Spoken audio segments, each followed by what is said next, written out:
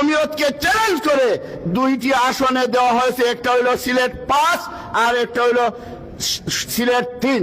এই দুই প্রার্থীর বিপক্ষে জমিয়ত উলামা ইসলাম চ্যালেঞ্জ গ্রহণ করেছে। মালিক ভাই আমাদেরকে কাজে লাগাবেন, এটা আমাদের বিএনপি নেতৃবৃন্দ আমাদেরকে কাজে লাগাবেন, এটা আমাদের কাছে বড় বিষয় নয়। জমিয়ত উলামা ইসলাম যেদিন ঘোষণা দিয়েছে বিএনপির সাথে জোট, আমরা 157 জন প্রার্থী মাঠে ছিলাম, আমরা প্রচার বন্ধ করে আমরা দলের প্রতি আনুগত্য দেখাইতেছি।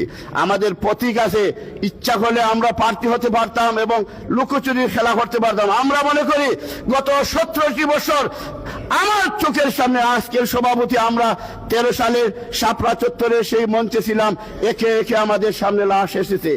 আমার বন্ধুবর্গ আলী ভাই আসেন, এই দক্ষিণ সুরমায় রাজপথ রেলপথ অবরোধের সময় আমাদের নেতা কর্মীর শরীরে বন্দুক লাগিয়ে গুলি করা হয়েছে, এটাও আমাদের চোখের সামনে আছে।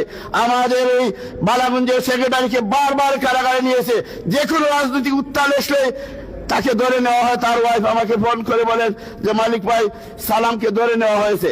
এভাবে জুলুম নির্যাতন করা হয়েছে, আমাদের চোখের সামনে জঙ্গি সাজিয়ে আমাদের ইমাম মুয়াজ্জিনদেরকে নেওয়া হয়েছে। আমরা এই দেশের শান্তি শৃঙ্খলা ফিরিয়ে আনার জন্য বাংলাদেশের সার্বভৌমত্বকে চ্যালেঞ্জ হিসাবে আমরা জাতীয়তাবাদী দলকে নিয়েছি। আমরা আমাদের নাম থাকবে, এটা আমাদের কাছে বড় বিষয় নয়। আমরা মনে করি এই দেশ টিকে থাকলেই আমাদের অস্তিত্ব টিকে থাকবে। এই দেশের সার্বভৌমত্ব টিকে রাখার একটি মাত্র দল, যেটা জাতীয়তাবাদী দল বিএনপি। আমি দক্ষিণ সুরমা, ফেঞ্চুগঞ্জ এবং বালাগঞ্জের নেতা কর্মীদের কাছে অনুরোধ করব, এই অঞ্চল গত 17টি বছর উন্নয়ন বঞ্চিত ছিল। বলতে গেলে দীর্ঘদিন যাবৎ এই অঞ্চলে কোনো উন্নয়ন হয় নাই। আজকে তারেক জিয়ার শ্বশুর বাড়ির প্রার্থী আমরা যদি মালিক ভাইকে নির্বাচিত করতে পারি, তাহলে বৃহত্তর সিলেটের মাঝে সবচেয়ে বেশি উন্নয়ন হবে দক্ষিণ সুরমা, ফেঞ্চুগঞ্জ এবং বালাগঞ্জে। আমরা এই সুযোগটা কাজে লাগাতে চাই না।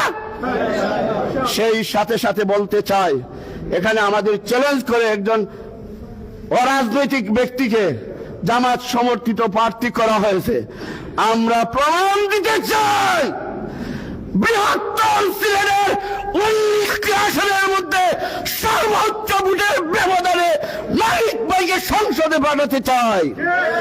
আপনারা যদি পাঠাতে পারেন, জমিয়ত নেতা কর্মীর সকল সুযোগ সুবিধা মালিক ভাইয়ের কাছ থেকে আদায়ের দায়িত্ব আমি দিলাম।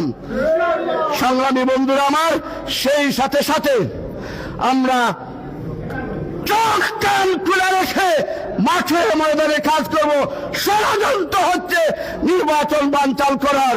আমরা যে কোনো মূল্যে ঐক্য এবং সংহতি রক্ষা করে জাতীয়তাবাদী দলকে দেশের প্রয়োজনে ক্ষমতায় দেখতে চাই।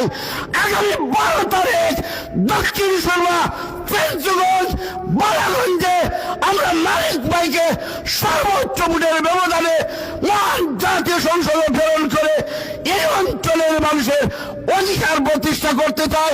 দেখা হবে আন্দোলন সংগ্রামে, কথা হবে জনগণের অধিকারে। খোদা হাফেজ। বাংলাদেশ জিন্দাবাদ, জনগণ জিন্দাবাদ, জাতীয়তাবাদী দল বিএনপি জিন্দাবাদ, জননেতা মালিক জিন্দাবাদ জিন্দাবাদ।